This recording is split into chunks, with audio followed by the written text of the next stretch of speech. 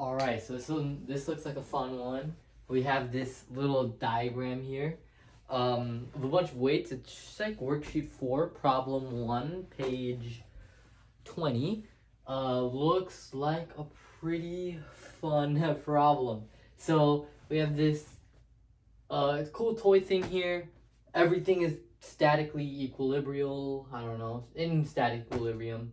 And we have A, B, C, D, right, at certain distances from all of these points, and we got to figure out what the weights of each of them are. Luckily, we know weight of A. And if we didn't know the weight of A, which is 1 Newton, these could literally be any number, right? So, given we know the weight of A, we got to figure out everything else. And a guiding question, which is in the packet, is we got to figure out how much weight is being pulled at that point right there. There's some glare. Sorry about that, but there's also an X on your packet as well.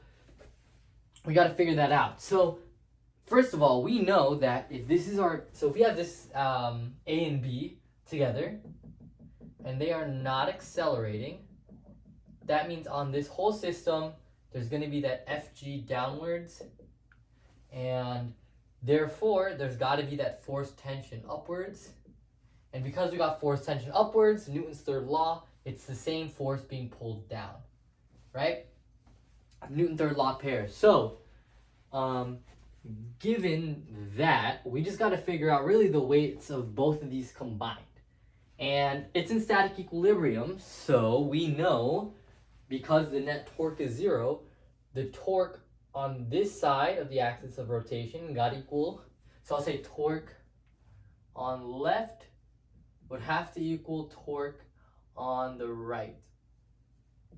And I know this because the torque net is 0, so it's got to be balanced. And because it's balanced, we can actually figure it out pretty quickly that, okay, the weight force of B, or I guess the torque by the weight force by B, is equal to the torque by the weight force of A. Then all we got to do is we just got to do Fg B times the distance 1, and then Fg A second distance. Knowing that this, so if we have Fg, so that's the same as MB G distance 1 equals MAG. So the distance is going to be, for B, the distance is 2 meters. And the distance is 1 meter for A. Hopefully, just based off this, you can cancel out the G's. You could probably predict what MB is going to end up being. Actually, we don't want to cancel it out. In fact, we don't need to expand it like that. We could keep FGB and FGA multiplied by these two values. And if FGA is 1 Newton, 1 Newton times 1 meter is 1 Newton meter. Divide that by 2 meters. On this side, you get FGB, which is going to be equal to half a Newton. So 0.5 of a Newton. And that is really, if you want to take a look, the principle behind this problem, right? Understanding the torque left is equal to the torque right in order to balance things out, right? If you had something like this with the pencil, everything is equal.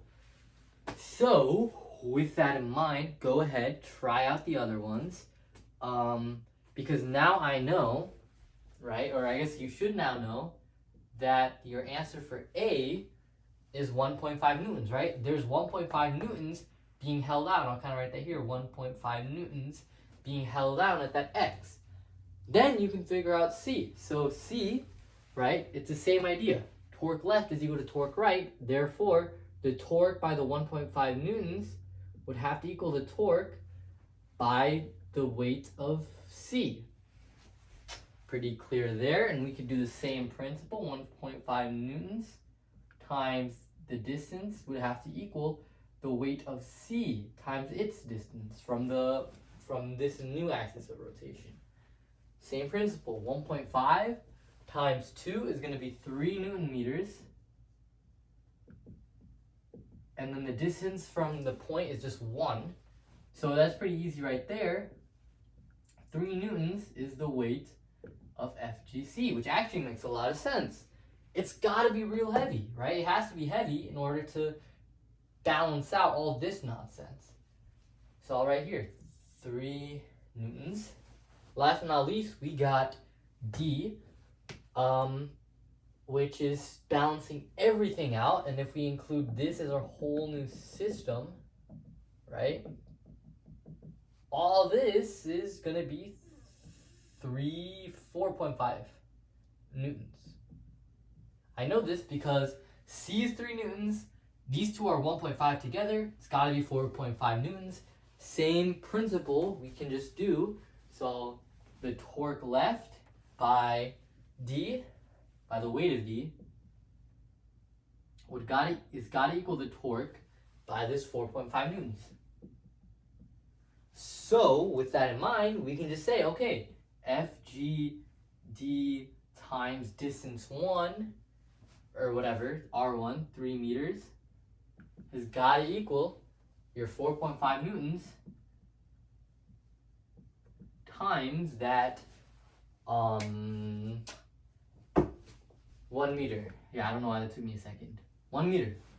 And then really all it takes, divide everything by 3 meters. You should get 4.5 divided by 3, which is equal to 4.5 divided by 3 is 1. Is that going to focus? Hey there, 1.5. So there we go. This is all equal to 1.5 newton. Hopefully this is right. Kind of rushed through this. Didn't really do it beforehand. So I could be doing this wrong, but hopefully the core idea makes sense, right? We know that if these are in equilibrium, if we know this weight and this distance, we know this distance too. We can figure out this weight.